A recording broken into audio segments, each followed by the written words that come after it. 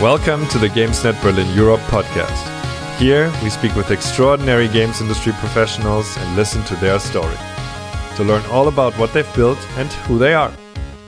GamesNet Berlin Europe is the international games industry initiative of MediaNet Berlin-Brandenburg, the networking association for the media, creative and digital industries in Germany's capital region.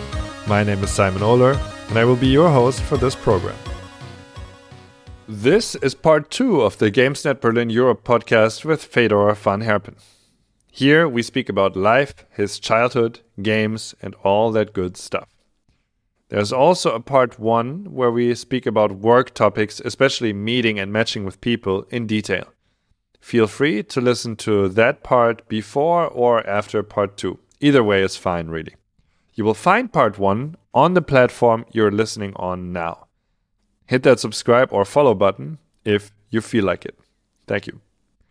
In part 2, we talk about how Fedor grew up and what influenced him in his life. We cover his favorite games and an interesting side hustle he had in the early internet days. And in the end, Fedor shares his well-kept secret to a good life.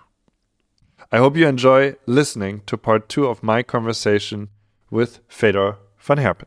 Have fun. Hey, Fedor, and welcome back to the GamesNet Berlin Europe podcast. Thanks. Good to be back. Long time no speak. This is part 2. And in part 1, we spoke about a lot of your business, which you're in the business of meeting people. So if anybody hasn't listened to that yet, feel free to do that. We spoke a lot about life too. The things tend to intermix. And I want to do that more with you here in part 2. And I usually like to start with something I'm always curious about with people, especially with people who are doing something. Like you're a founder. So how did you grow up? What was your childhood like? What or who influenced you? What did you care about as a kid? Answer what you like. I'm just curious how your early life stage was. Yeah. So I grew up in a small town, small city in the Netherlands. I had my mom and dad and 2 sisters. My youngest sister was 10 years older than I was. My oldest sister was 12 years older than I am. So that when they were still at home, living at home, meant that I obviously had 3 mothers, which could be cool and also be a nuisance. But basically, with such a age difference, it meant that I pretty much was a child alone. Always happy to went to school. I loved school. At the end of summer holiday, I was already asking like, "Hey, when can I start?" So I had fun going there. And what I did in my spare time, I played tennis, field hockey, which I'm still doing, and obviously playing games. Right, my birth year is 1982, so I was lucky to grow up in a offline world, but to fully see and be part of the rise of computers and the internet. And I think I dove into that pretty well. So I scoured the internet. We had internet at our homes in 1992, which was pretty early. It was really fun. You can look up how old your Hotmail account is, and it was 1993. Wow, that's dude. Yeah, and early adopter. I was born in 91, so that your Hotmail account is almost as old as I am. Jeez. Yes. Okay. Yeah. Playing games, scouring the internet, downloading music when that was still kind of allowed or accepted. And was it ever?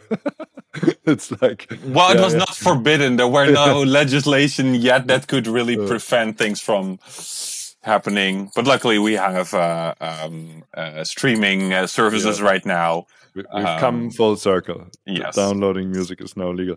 Hey, many things to go from there. Really great. I'm very curious if you want to talk about this. That you said you had 3 moms, because I'm curious, because I think I also said this as a kid, and I'm not sure if I. So what, you had a mom and 2 older sisters. I had my mom, my grandma, and one of my aunts was also apparently in my child mind qualifying as a mom. So is that something that has influenced you in a specific way, or something that where you have memories with? You said sometimes annoying, sometimes nice. How was that for you? So curious about that. Well, yeah. So I think basically especially my sisters took a similar role to my mom, telling me when I was naughty, telling me to stop doing stuff, but also taking me to nice places, to the, I don't know, the play garden, or to an entertainment park, or to a swimming pool. So yeah, when there is an age difference of a minimum of 10 years, there is just not much that really connects you. I think that the moment that I really connected on an equal level with them was the moment that I got my own kids. So I have 3 kids with my wife, one older son and 2 daughters. No 10 years of age difference there in between, more of a 2 years of age difference between anyone. But did it influence me? Nothing I can specifically recall on. No. Sure. No, it's nice. I think it's just so. I just love to. I have a recurring memory of being in the kitchen, and there's then either my mom or my grandma or my aunt, and they are probably cooking something or cleaning something or doing something, and I'm just sitting there, and maybe I'll help. I remember in my grandma's kitchen, it was always quite small, but I'll help, or I'll just sit there and talk to them. And it's something that I notice in my life too. I love, I behave like my moms do in many ways. So I'm standing in my kitchen and I'm doing something, and maybe when I have a friend there, they're like, "Can I help you something?" I'm like, "No, sit down. Do you want a tea?" It's like this kind of, that's how it is for me. It's something very pleasant to have in life. I feel like it's a blessing. So I just want to share that with you. The same experience, maybe, or something similar. Cool. Thanks for sharing. Yeah. I think that it doesn't specifically is tailored to having 3 moms, but it's more, what are the people around you? How do they live life? And that's something you probably copy. My mom was always at home when I arrived back at school. She would always ask me, "How was the school day?" And I never wanted to answer. I thought that was so annoying. Like, leave me alone. I don't want to tell. I just had school. I don't want to relive that again by telling you. But that's not something I like to do as well. I sometimes pick up my kids from school. Obviously, I ask them, "How was your day at school?" Yeah. And obviously, they're like, "Dad, no, I'm not gonna answer." But now I know the moments where I can ask them. So, for example, when I bring them to bed, when I read them a story, then I'm always lying next to them still for a couple of minutes. And then I have those conversations. And then they're willing, because obviously the longer they talk, the longer they can stay awake. I see. Very nice, very nice. But you loved school, you said. That's a thing. So you loved school, but maybe that's just the nature of the thing. When you just get out of school in a day, maybe you don't want to talk about, you have something else on your mind. What do you think you loved about school? learning, improving, doing new stuff. Yeah. Did you in the later years ever feel like, in like later school years, ever feel like what many people report, that it's too restrictive or something, or that it doesn't place the emphasis on the right things? Or were you always happy to go along with the curriculum, so to speak? I think when we're talking about high school, obviously I became a teenager and I was less interested in what they had to offer me. And later onwards, well, I think things were really general. School is about generalization, is about bringing you up to speed with what everybody should know, the basics. I think eventually what I enjoyed most is doing my master's in marketing management, where there was really all of a sudden an in-depth dive of a lot of business stuff that was really new to me, and where I really needed to do my best to understand and to be able to apply it later. A challenge. Yeah, and I think I looked for my own fun and challenges, not per se in the curriculum, but more in being in the computer. There were always the people, the teachers at school would ask me whenever they couldn't handle the computer to fix things for them. Like it's not working. Can you go look at it? You know, those kinds of things were because I always was trying to work on my computer and just click around and have fun. Yeah. So let's talk a bit about computers and games, and the internet. All these great things. I love all of them. What games did you play? How did games enter your life? And what did you play? And what did you like about it? It's a good question, and I think that many of the games that I played, most of them were side-scrolling platformers, like Jack Jazz Rabbit or Commander Keen. One of my favorite was Monster Bash, but it was not so well known. But I actually cannot recall how I got those games, because my dad was not really into gaming. My mom and my sisters weren't at all.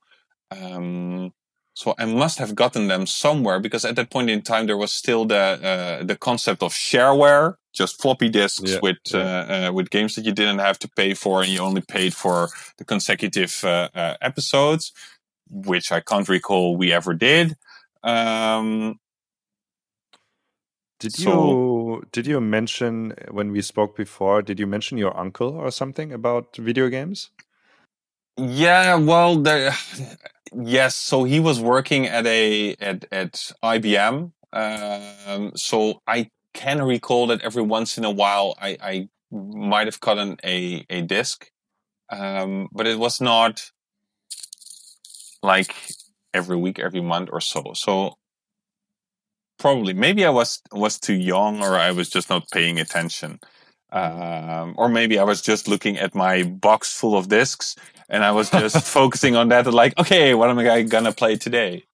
They were just there. Nice. Yeah, they were just there, and I noticed that I'm becoming more and more nostalgic about these games. For most of them, I have some of the originals on the shelves behind me at the office, catching dust. But yeah. Do you remember what games kind of did for you as a kid? Like what drew you to them? Or it was just, not just as a kid, fun. right? In general, right? Yeah, it was just fun. So when I was still with my parents, I could always play for an hour a day, and then it was restricted to 1 hour maximum. And when there was internet, it was also restricted from an hour. And if I took too long, they just unplugged the plug downstairs. But Cruel, cruel these parents. yeah, well, maybe I should have listened kind of as well. But it was just fun. But later onwards, the games became much more immersive, or took more of my time. At that time, I was playing Command and Conquer, for example, or Tomb Raider. And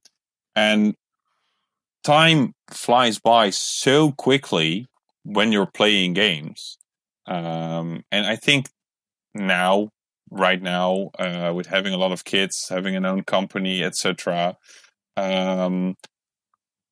I tend not to play these games unless there is a Star Wars game that I really like. Because whenever I have a full day off, so to say, wherever I don't have to take care of the kids, do something at home, or do something for work, I don't want that day to pass by in a heartbeat by playing a game. But that's actually what happens, right? When you that play, is what happens, like, because I boot up the game, I start the game, and then all of a sudden, like, it's 3 hours later or more. And so right now I kind of moved from playing games to more watching people play games. Nice. So you watch a lot of Twitch? Yeah. Or YouTube, for that matter? Yeah, both of them. Yeah. Yeah. No, that's specific, nice, right? people that I'm following there. Is just more whatever I'm into. I'm just looking up some streams that are currently live, and then look at that. You can avoid the commitment. That's exactly what I do too. Because sometimes, so I had this experience, which kind of like you described. I had a weekend, and I had some plans for it, but so I wanted to try this game, Dorfromantik, which maybe you've heard about. Came out. It's like you lay down tiles and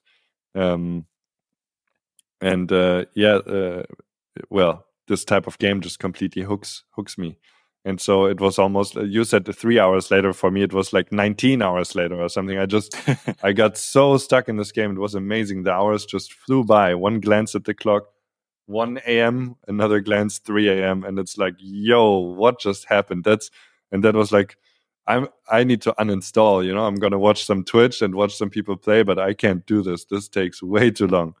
A testament to the quality of the game, of course. But yeah, I feel that. I think life is a big game too, and you want to. Yeah, well, games are so fun and so challenging. But again, we discussed this in part 1. It's hard to have embodied memories with it. When you play as a kid, you have nostalgia, like you said, because they were meaningful moments as a kid. Later on, it's a bit like, it's a bit different. It's a bit like, maybe, I should go outside or something. I don't know. Do you feel the same way, or? Yeah. I tend to notice that, and probably that this whole COVID situation has helped with that, is that I indeed try to move away from the computer whenever I can.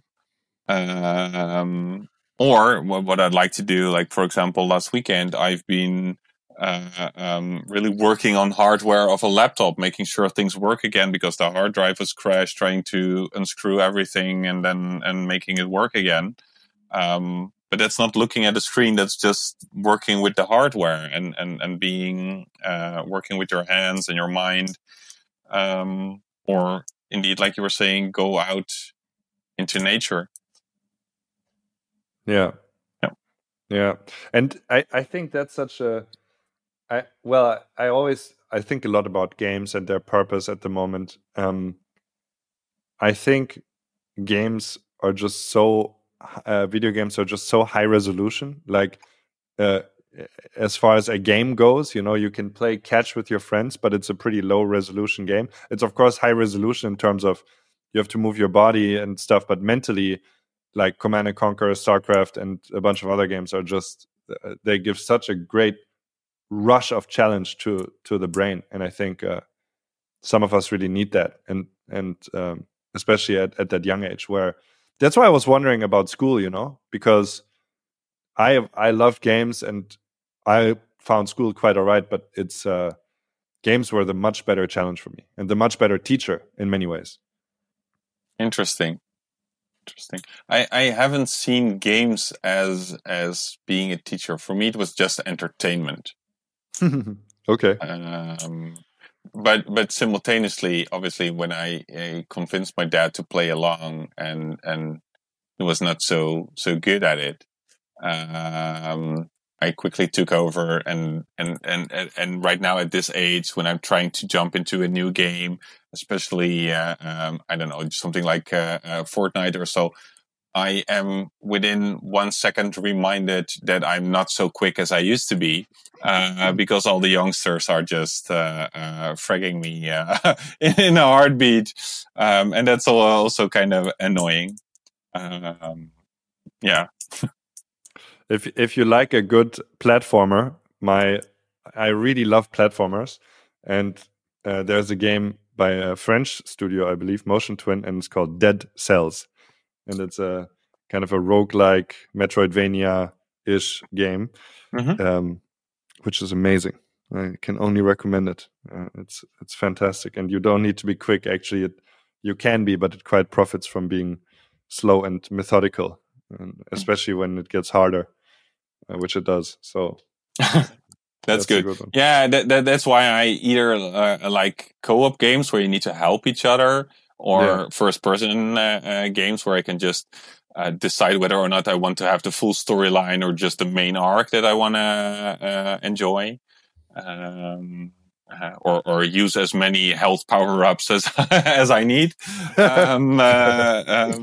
than just being headshotted by others all the time. By some 12-year-olds. Feel that. Yes. Hey, did you do anything fun on the internet as a kid? I know that there might be a story looming there. Kind of maybe a kind of startup mentality that you already had as a kid or something. So what did you find out on the internet? Yeah, I don't know if it was a startup mentality, but it was at least taking care of my own pocket money. And I don't exactly know how it was called, but there were many, mainly US based reward programs 10 years ago, or more than, sorry, not 10 years ago. Like, I still think that I'm 20, but I'm not 20 anymore. But 1995, around that time, when you were, I don't know, 3 years old. Yeah, 3, 4, yeah. Simon. Young Simon. Yeah, young Simon. But it was some kind of a reward programs from different kind of providers where you got daily emails that you needed to click for cents. You got cents in a bank. Programs that you needed to install and that showed you banners on your desktop while you were online, which got you paid. And by doing all these kind of chores and clicks, etc., I was able to gather about $10 a week. And that was pretty interesting, because when I requested my first payout, I was getting sent a check to the Netherlands. And then I was going to my dad like, "Hey dad, I want to cash this in." And he was like, what are you doing with a check? And the funny story obviously is he was working at a bank. So he was understanding the concept of checks really well. It was not a very standard payment form in the Netherlands. But he made sure that these checks were actually cashed and put on my bank account, or on his bank account probably at that point in time, and then just paid out to me as pocket money in cash.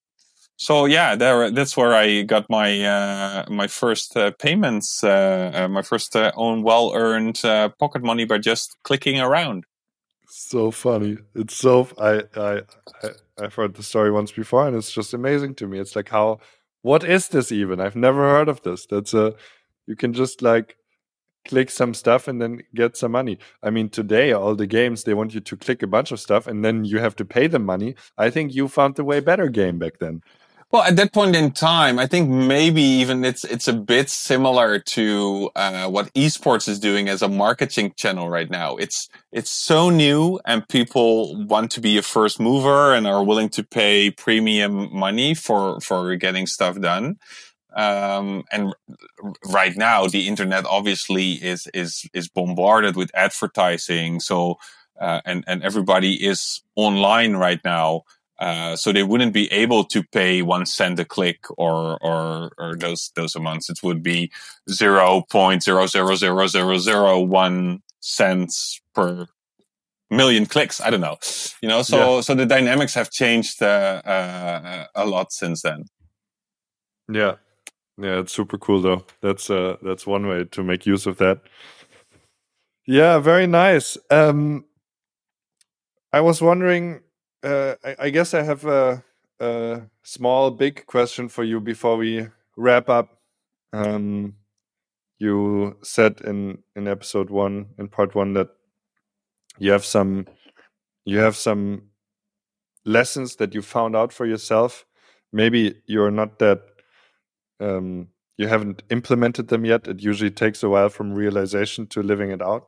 But that seems to me that you are thinking about things, and I'm just curious, what's your general sense of living a good life? What would you say are in a very broad, as much a broad sense as you want, what are the things you've learned about living life well and having kind of fun and joy in life? Because that's the sense I get from you. So I would really like to know, and for you to share with others what you've learned or what you're learning right now. Well, there's a fun story to that as well, because when I was young, when I was enjoying school, when I was thinking about my career, I wanted to be the CEO of a big corporation. And here I am having my own company in the games and events industry. Quite different, but it was fun. Like I was saying in part 1, I was applying for an internship at Shell. I have been working at an energy company, which was a sustainable energy company. So there I already made my shift from what I think is important for the world and life a bit.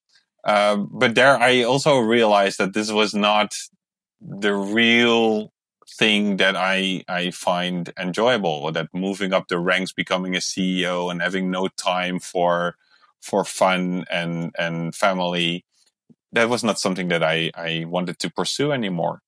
So I think in the games industry, what so I think happiness for me is my family and friends. Obviously my wife and my kids, but also my friends around me. And secondly, my work, that I'm my own boss, that I can work whenever I want, don't work whenever I want, but also have fun while doing my work with the people around me. And I think especially the games industry is very facilitating me in having fun. A couple of my friends are also working in the games industry, so I derive my friends from my work. And in general, the fact that this industry, compared to any other I've been in, and that's energy, that's banking, that's e-commerce, that is advertising, this industry is, in general, of course it has its shortcomings, but in general, so welcoming, and everybody is so approachable and open, and people tend to retain much more of their own personal identities, as opposed to trying to suit up and become something they aren't, but they think is expected from them. So yeah, it's working in this industry, having fun, doing things, and also having still enough time to enjoy the personal life. And play the occasional Star Wars game. Yeah, every once in a while, yeah. So that was Fallen Order that I played. I really like that. I also still like the game, or the movies, or The Mandalorian on Netflix. Star Wars is my universe to hide in, to indulge in. I've tried to bring that across to my son, but I might have over pushed because he's not into it. He's into Pokemon, and I still surprise him that I also still know all the names of all the first 150 Pokemon. So he's always like proud on his dad that I actually know this. So when he has conversations with his friends, and I jump in with the right names. But yeah, that as well. That as well. No, I think that's beautiful. I think that's a wonderful balance and kind of an integrated description of what you're doing. I think that's really wonderful. And of course, how to get there in detail is maybe another story, but maybe in short, as a last question for sure, did you have kind of a system how you made these decisions, or was it more luck that you got there, or how would you describe your way there in a general sense?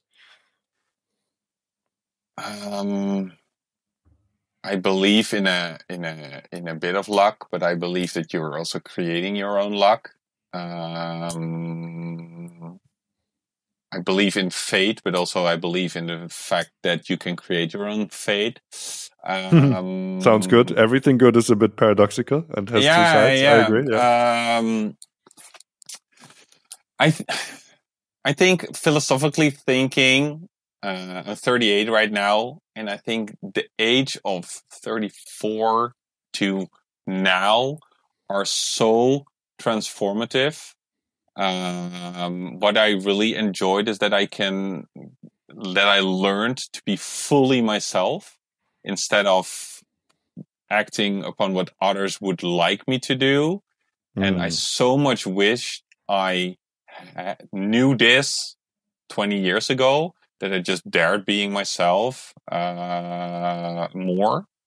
But on the other hand, and that's what I mean by I believe in fate and creating your fate. This is also your life path, your learning curve that you need to go through. But right now, I'm very much enjoying life. I do want to get into meeting people in person again, the extrovert person I am. But apart from that, things are okay, are good. Fantastic. Great note to end on. I have 1,000 questions for you about, and I think there are probably many stories to tell, but such is the nature of a limited time podcast interview time. Thank you so much for talking to me about all these wonderful things and about your life, and for sharing your stories. People can find you online at FJ Van Herpen. Well, in episode 1, like you said, pretty much everywhere, and the door is very open. So if you're listening to this, feel free to connect with Fedor if this was an interesting conversation to you. Yeah, thank you, Simon, for having me here. And also, I need to extend a thanks to Florian Massoud, who invited me to be here as part of the MediaNet podcast and the GamesNet he's working for. So thanks for having me. Thanks for being here, and thanks to Florian. I agree, great man. Any last words from your end? I think this is the first question that you got me struck without having a answer right on the spot. So my famous last words will be no famous last word, but keep on doing what you enjoy and enjoy what you're doing. Lovely. Good enough. Thank you so much, and I'll see you around. I'll speak to you another time. Have a great day. Bye. Cheers. Thank you for listening to part 2 of this episode. If you haven't listened to part 1 yet, you could do that. And if you listened to both already, thank you so much. Please follow or subscribe to this podcast on whichever platform you may be listening on, so you can stay tuned for many more exciting games industry guests from Berlin and from all over Europe. So I see you very soon. Until then, take care. Thank you and bye-bye. Hi there. Before you go, this is Florian, Project Manager for GamesNet Berlin Europe. If you want to stay connected to the network, find out more about upcoming events and links to other MediaNet initiatives, you can visit us at gamesnetberlin.eu and subscribe to our newsletter. Thank you so much for listening to our podcast, and until next time.